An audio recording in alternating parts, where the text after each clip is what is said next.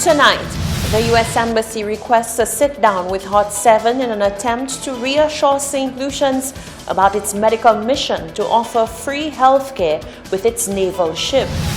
Attorney Mary Francis urges St. Lucia to take a page from the U.S. justice system on the prosecution of former police officer Amber Geiger following a deadly police shooting. And it's 2 out of 10 for the OKEU hospital from the EU Commission Director General after a walkthrough of the facility. The details of these stories and more are coming up. This is the Hot 7 Nightly News with Lovelace and Amy Joseph. Good night. It is Tuesday, the 24th of September 2019. Welcome to the Hot 7 TV Nightly News. We're on Flow, channel 117, also being simulcast on KISS FM. You can also watch on our website. It's www.caribbeanhottv.com or on our free Caribbean Hot FM mobile app. I'm Lovely St. Amy Joseph. Thank you for joining us.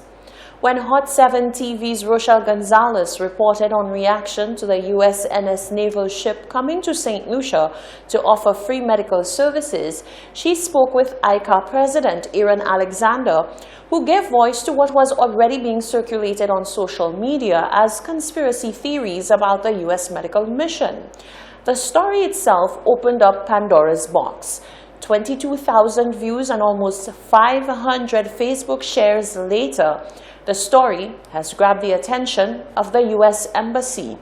Our newsroom was contacted to secure an interview with a team from the USNS naval ship to address some of their concerns about the public perception regarding the medical mission. While many officials have touted the free medical services and urged members of the public to take advantage, there are still some who are wary of the mission, citing the dark past of the U.S. in places like Guatemala in the 1940s, where people were experimented on by exposing them to sexually transmitted diseases like syphilis.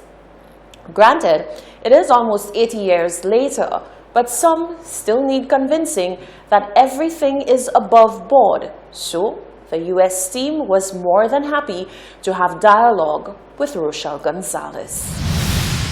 On the 28th of August, the president of the Ayanola Council for the Advancement of Rastafari, Aaron Alexander, shared his personal views on the impending arrival of the United States Naval Ship Comfort Humanitarian Mission, USNS. Alexander had a strong warning message to St. Lucians, asking them to be wary of possible ulterior motives behind the gesture of offering free medical services. The station followed up on Alexander's report with an in-depth response from the top officials from the Ministry of Health, including Chief Medical Officer Dr. Merlin Fredericks James, who dispelled the theories and reassured the public that the services are safe. However, Alexander's apprehension, which was based on the U.S.'s dark history of repeatedly being involved in undercover experiments, which saw black people being unknowingly infected with STIs under the premise of performing free medical services, was the message with more traction. We should not trust these things. When have America ever wanted anything good for us? After all, remember we were listed as whole countries, along with the African countries, by the president.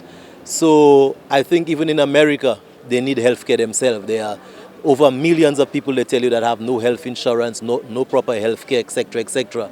So there's nothing as a free lunch. And when I heard about that announcement, I want to tell my people in St. Lucia, be careful. St. Lucians, be very careful with that kind of thing, because America never went and fight and help Mandela to get out of prison and to fight against apartheid in South Africa. And there's a campaign going on right now to control the population of black people, sterilizing black people, both men and women. So as much as St. Lucians might be tempted, considering the state of healthcare in this country, St. Lucians might be very tempted to go and take advantage of this opportunity. But I'm telling my people to be very careful and be very wary of this kind of thing. It didn't take long for Alexander's conspiracy theories and words of caution to go viral nationally and regionally. His warnings eventually grabbed the attention of the U.S. Embassy as well, leading to them wishing to set the record straight. After reaching out to Hot 7, a meeting was set up and a small group of naval officers addressed the situation. Commander Brian Diebel of Task Force 49 which includes the NSDS, said their track record over the years in operation serves as testament that their sole purpose is to save lives. This is the Comfort's first mission to St. Lucia. It's also the seventh time the Comfort has been down into the Caribbean and South America since 2007. Each time we come down here and we do these medical missions, these missions are not done by the United States.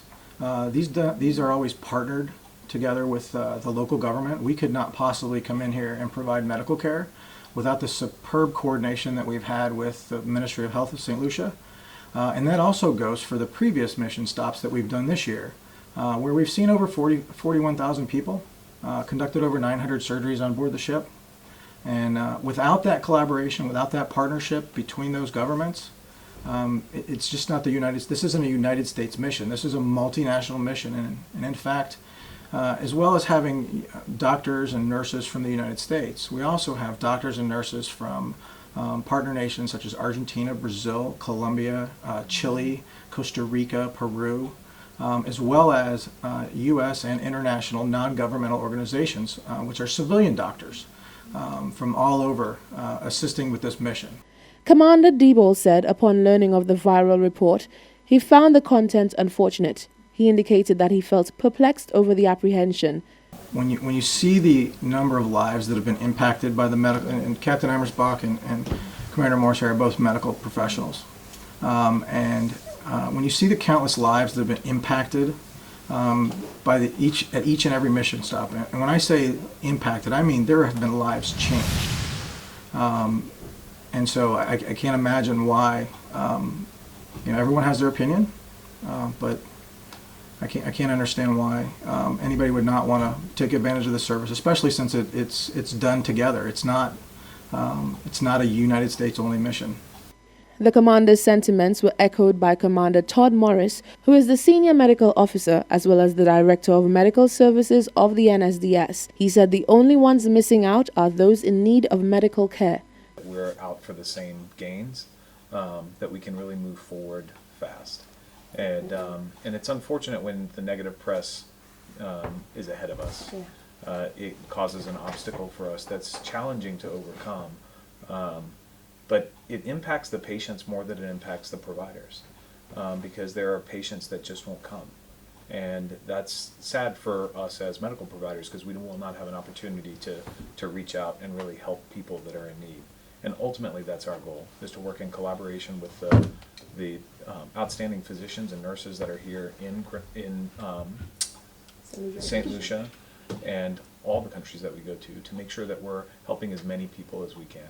Meanwhile, Commander Morris revealed that despite the bad press, services on the ship across the region have been picking up, with a number of patients signing up for treatment steadily rising.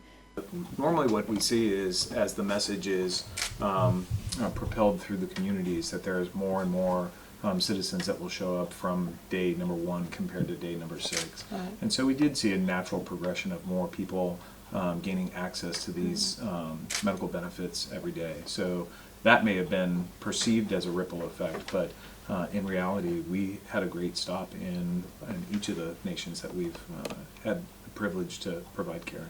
The USNS arrived in St. Lucia on Monday the 23rd of September and began its services the following day on Tuesday the 24th. Reporting for Hot 7 News, I'm Rochelle Gonzalez.